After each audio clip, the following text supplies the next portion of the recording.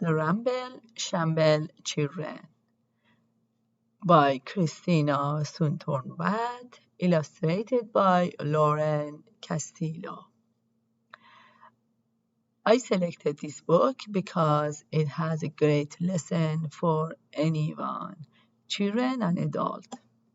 Let's read the story.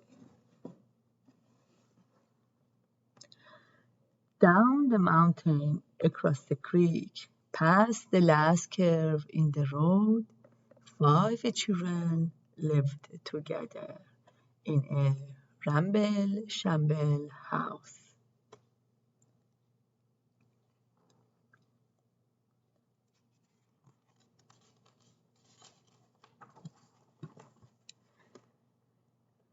There was always work to do at the Ramble Shamble house. Mera took care of the garden, while Lucky and Russell chased off the always hungry blackbirds. Fen fed the chickens, and Jolie looked after the moth.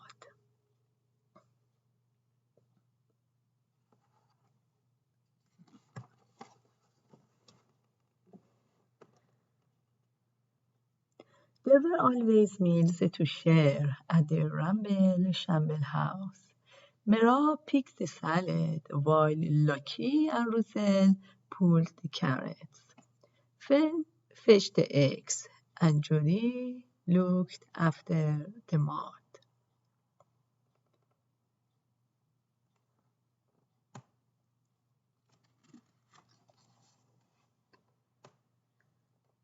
The garden always needed digging or weeding or gathering up. There were always bugs to catch or fences to patch. The work was hardly ever done, but doing it together made it easier.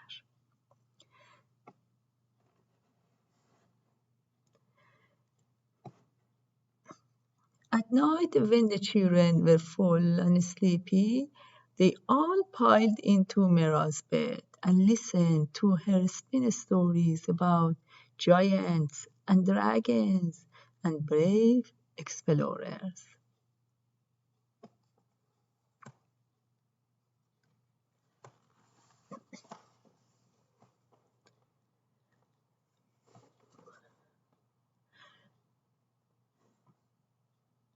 One afternoon, the children took a break to read a book they had found in the attic.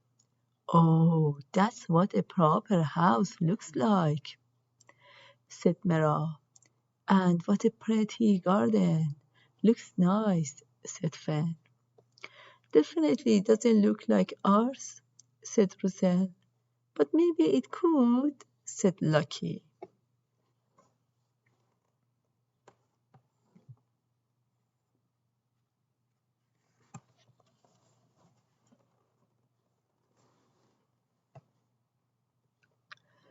The next day, the children set to work turning the Ramble Shamble house into a proper home.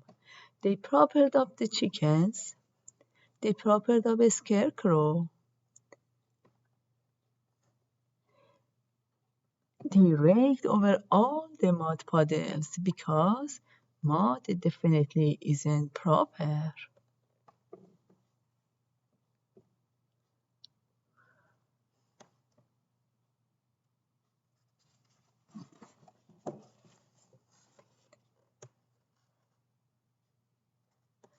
They propped up the garden. Proper houses always have roses, said Lucky.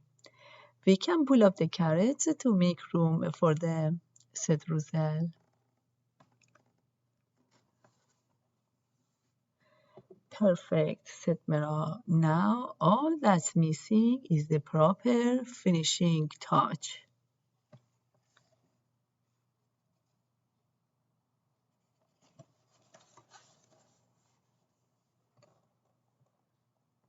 We must have a proper chandelier, said Mira. I think they are made of diamonds.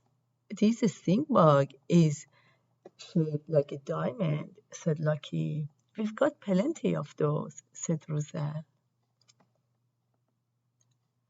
When they were finished, everything looked more proper.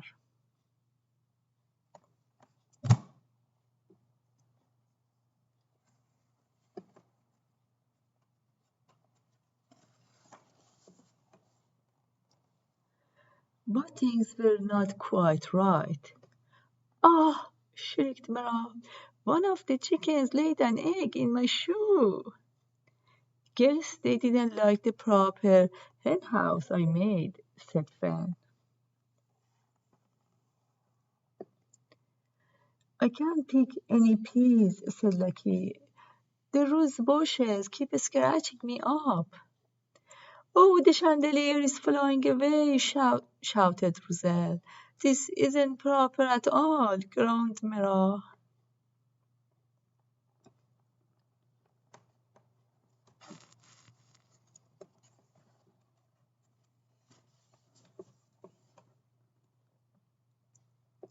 Hold on, said Fan.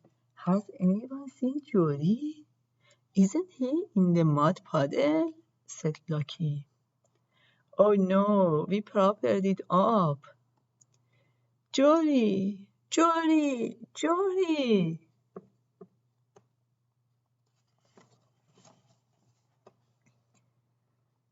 We have to find him before it gets dark, said Mara, swallowing back tears. As they entered the forest, the children showed to a tiptoe. What if a giant stole Jory? Whispered Lucky. Or a dragon, said Roselle. There is no such thing, said Mara. Here, Fen, you go first. They followed the trail through a dark tunnel of brambles and into a clearing.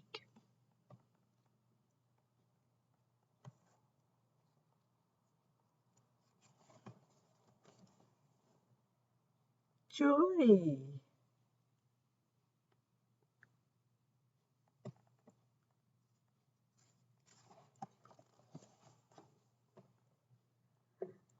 That's when Jory took his very first steps straight into the arms of his Ramble Shamble family.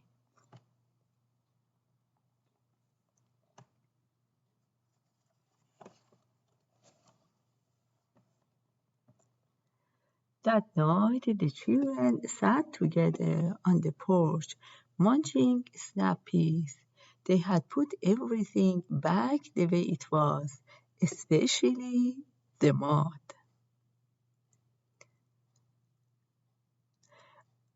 Our house said, our house sure doesn't look like the one in the picture, said Roselle. It's Ramble Shamble, said Lucky. It's ours, said Fan. Mira smiled. It's perfect.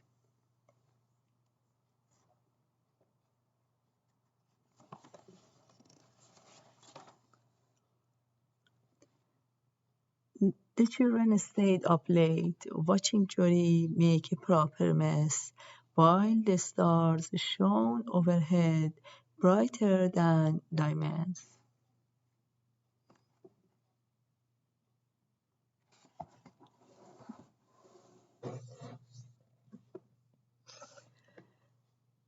So this book says that if something is working for you, is perfect. You should not be distracted by luxury in the pictures or movies. The end.